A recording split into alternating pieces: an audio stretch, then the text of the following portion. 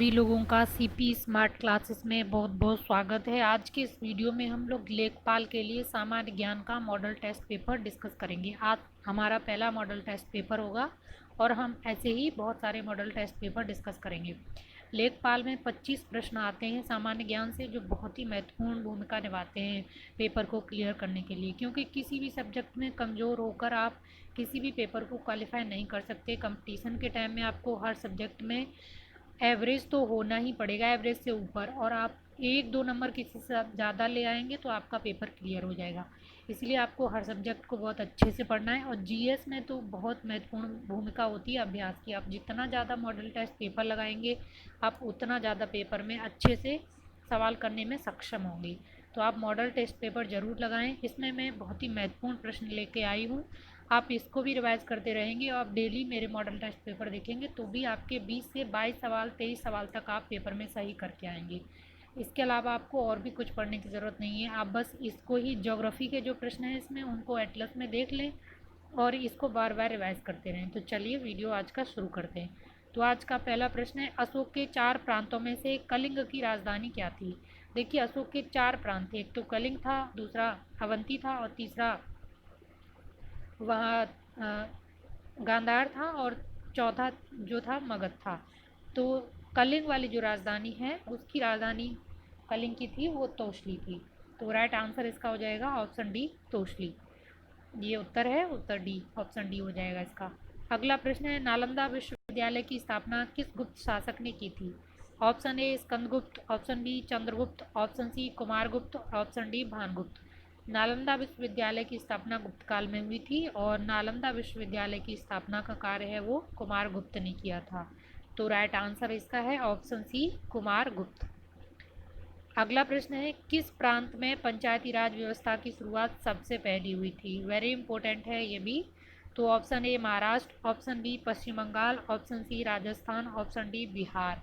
तो पंचायती राज व्यवस्था की शुरुआत हुई थी राजस्थान से। तो राइट आंसर इसका हो जाएगा ऑप्शन सी, राजस्थान। अगला प्रश्न है, 1857 के प्रथम स्वतंत्रता संग्राम में भाग लेने वाली महिला स्वतंत्रता सेनानी कौन थी। देखिए, 4 ऑप्शन है, इसमें से आपको बताना है। तो option A Sarojini Naidu, option B Bhikaji Cama, option C Begum Hazrat Mahal और ऑप्शन डी एनी बेसेंट। तो 1857 के प्रथम स्वतंत्रता संग्राम में भाग लेने वाली महिला स्वतंत्रता सेनानी थी वो बेगम हजरत महल थी इस ऑप्शन में से। वैसे रानी लक्ष्मीबाई भी थी लेकिन वो इसमें है नहीं, तो बेगम हजरत महल ही सही होंगी। तो ऑप्शन सी इसका राइट आंसर हो जाएगा, बेगम हजरत महल। अगला प्रश्न है, 1857 के विद्रोह का नेतृत्व इलाहाबाद में किसने किया था। देखो, 1857 का विद्रोह देश में अलग अलग जगह पे अलग अलग समय पे हुआ था और कुछ जगह पे एक साथ हुआ था, लेकिन एक साथ पूरे देश में नहीं हो पाया था, यही इसकी कमी थी। और अलग अलग जगह सभी लोगों ने अलग अलग नेतृत्व किया था। तो इलाहाबाद में जो नेतृत्व किया था वो किसने किया था, वो इसमें आपको बताना है। तो option A Liaquat Ali, option B Surendra Sahi, option सी कुंवर सिंह और ऑप्शन डी रानी लक्ष्मीबाई। तो इलाहाबाद में 1857 के विद्रोह का नेतृत्व लियाकत अली ने किया था। तो ऑप्शन ए इसका राइट आंसर है, उत्तर है इसका लियाकत अली। अगला प्रश्न है, उस अंग्रेज जनरल का क्या नाम था जिसने झांसी में 1857 के विद्रोह को दबा दिया था। यानी झांसी में रानी लक्ष्मीबाई ने जो विद्रोह किया था उसको जो अंग्रेज जनरल था उसने दबाया था, वो आपको इसमें बताना है। तो option A colonel James Neill, option B colonel Hugh Rose, option C colonel Havelock, option D Colin Campbell. तो कर्नल ह्यूरोज थे जिन्होंने झांसी में 1857 के विद्रोह को दबा दिया था। तो ऑप्शन बी इसका राइट आंसर हो जाएगा, कर्नल ह्यूरोज। अगला प्रश्न है, भारत में सती प्रथा का अंत कब किया गया था। वेरी इंपॉर्टेंट प्रश्न है ये। Option A 1828, option B 1829, option C 1830, option D 1831। तो भारत में सती प्रथा का अंत 1829 में किया गया था। तो राइट आंसर इसका हो जाएगा ऑप्शन बी, उत्तर 1829। अगला प्रश्न, भारत में पहला कानूनी विधवा विवाह कब संपन्न हुआ था। तो ऑप्शन है आपका 1856, option B 1857, option C 1858, option D 1859। तो 1856 में एक विधवा पुनर्विवाह अधिनियम लागू हुआ था, तो इसी साल पहला कानूनी विधवा विवाह संपन्न हुआ था। तो ऑप्शन ए इसका राइट आंसर हो जाएगा 1856। अगला प्रश्न है बंगाल में, सॉरी ये पाक लिख गया है, यहाँ पे पाल होगा। बंगाल में पाल वंश की स्थापना किसने की थी? ये टाइपिंग मिस्टेक है थोड़ा सा, तो यहाँ पाल वंश होगा। तो पाल वंश की स्थापना बंगाल में किसने की थी? तो संस्थापक का नाम आपको बताना है। तो option A Gopal, option B Dharmapal, option C Mahipal, option D Madanpal. तो बंगाल में पाल वंश की स्थापना गोपाल ने की थी, तो राइट आंसर इसका हो जाएगा ऑप्शन ए। ये भी बहुत इंपॉर्टेंट है। तो बंगाल में पाल वंश का संस्थापक था गोपाल।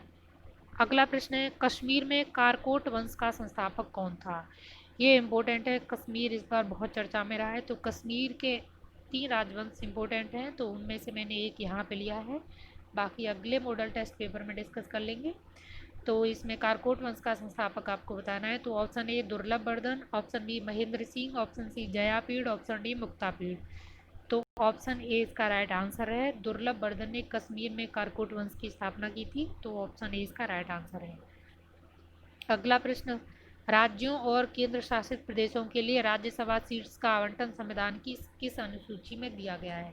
देखिए भारतीय संविधान में 12 अनुसूचियां हैं, जिनमें सभी सूचियों में अलग अलग चीज़ों का प्रावधान किया गया है। तो राज्यसभा में जो सीटों का आवंटन है वो किस अनुसूची में दिया गया है, तो वो आपको यहाँ पे बताना है। तो ऑप्शन ए पहली, ऑप्शन बी दूसरी, ऑप्शन सी तीसरी और ऑप्शन डी चौथी।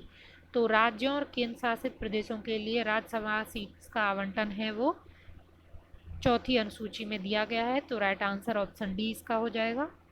अगला प्रश्न है मूल अधिकारों को किस देश के संविधान से ग्रहण किया गया है? वेरी इंपॉर्टेंट प्रश्न है ये। तो ऑप्शन ए संयुक्त राज्य America, option B Britain, option C Ireland, option D Canada.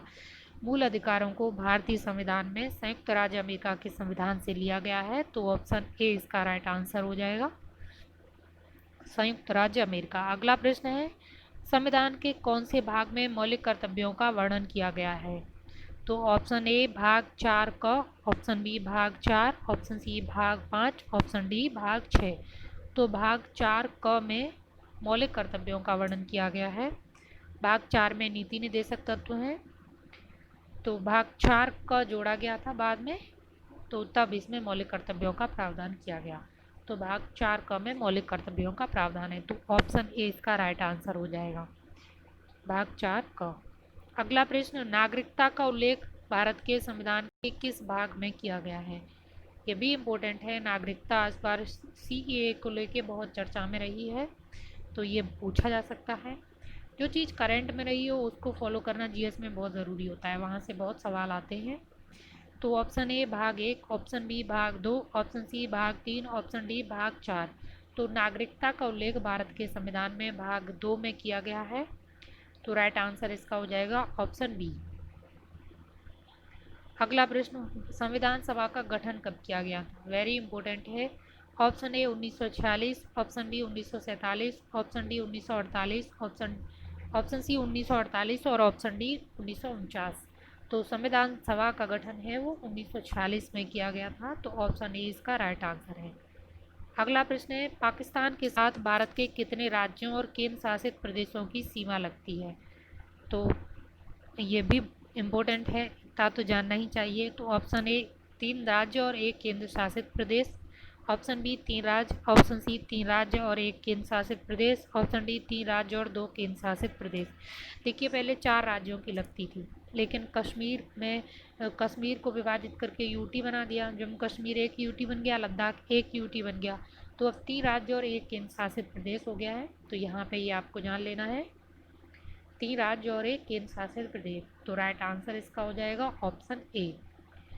अगला प्रश्न है उत्तरी पूर्वी भारत में ऐसा कौन सा प्रदेश है जो अपनी 3 ओर से बांग्लादेश से घिरा हुआ है? यानी नॉर्थ ईस्ट भारत में आपको उस स्टेट का नाम बताना है जो अपने 3 ओर से यानी 3 तरफ से बांग्लादेश से घिरा हुआ है। ये इम्पोर्टेंट है, एक ही स्टेट का नाम, एक ही स्टेट है वहाँ पे ऐसा, तो वो आपको याद कर लेना चाहिए। Option A Tripura, option B Mizoram, option C Manipur, option D Assam. तो राइट आंसर इसका हो जाएगा त्रिपुरा। त्रिपुरा है वो बांग्लादेश से घिरा हुआ है 3 तरफ से, त्रिपुरा। अगला प्रश्न है मालवा मैदान किस प्रांत में अवस्थित है? Option A Madhya Pradesh, option B Punjab, option C Haryana, option D Delhi. देखिए, मालवा पठार है वो मध्य प्रदेश में है, और मालवा मैदान अलग है, वो मध्य प्रदेश में नहीं है। तो आपको यहाँ आंसर इसका बताना है, तो इसका आंसर है राइट पंजाब। मालवा का मैदान है ये पंजाब में है, और मालवा का पठार है वो मध्य प्रदेश में है। ये अंतर आपको याद कर लेना चाहिए। अगला प्रश्न है, बारी दोआब किन दो नदियों के बीच में अवस्थित है? वेरी इंपॉर्टेंट है ये। ऑप्शन ए ब्यास और रावी, ऑप्शन बी ब्यास और सतलज, ऑप्शन सी चुनाव और सतलज, ऑप्शन डी गंगा और यमुना। तो बारी दोआब ब्यास और रावी नदियों के बीच स्थित है। नाम ही इसका इसीलिए बनाया गया, देखो ब्यास, बा से बन गया ब्यास और री से बन गया रावी। तो बारी ऐसे ब्यास और रावी को मिला के बारी बनाया गया है। तो बारी दोआब है वो ब्यास और रावी के बीच में स्थित है। इन्हीं दो नदियों का मैदान है। अगला प्रश्न है, दच्चगम नेशनल पार्क कहाँ पर है? Option A Jammu Kashmir, option B Ladakh, option C Punjab, option D Himachal Pradesh. तो दच्चगम नेशनल पार्क है ये जम्मू कश्मीर में है। तो राइट आंसर इसका हो जाएगा ऑप्शन ए। अगला प्रश्न, मानव शरीर में विटामिन ए संचित रहता है, यानी मानव शरीर में विटामिन ए वो कौन सी जगह संचित रहता है? तो ऑप्शन ए आमाशय, ऑप्शन बी यकृत, ऑप्शन सी तिल्ली, ऑप्शन डी उदर। तो आप ये विटामिन ए है यकृत में जाके संचित होता है। तो राइट आंसर ऑप्शन बी इसका हो जाएगा। अगला प्रश्न है, निम्नलिखित में से किसका निर्माण हमारे शरीर में नहीं होता है? तो option A vitamin A, option B protein, option C enzyme, option D hormone. तो प्रोटीन, एंजाइम और हार्मोन्स ये तीनों ही हमारे शरीर में निर्मित होते हैं, पर विटामिन ए हमारे शरीर में निर्मित नहीं होती है।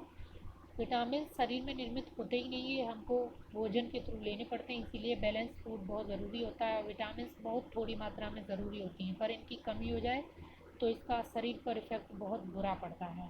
तो इसका राइट आंसर हो जाएगा विटामिन ए। इनका निर्माण हमारे शरीर में नहीं होता है।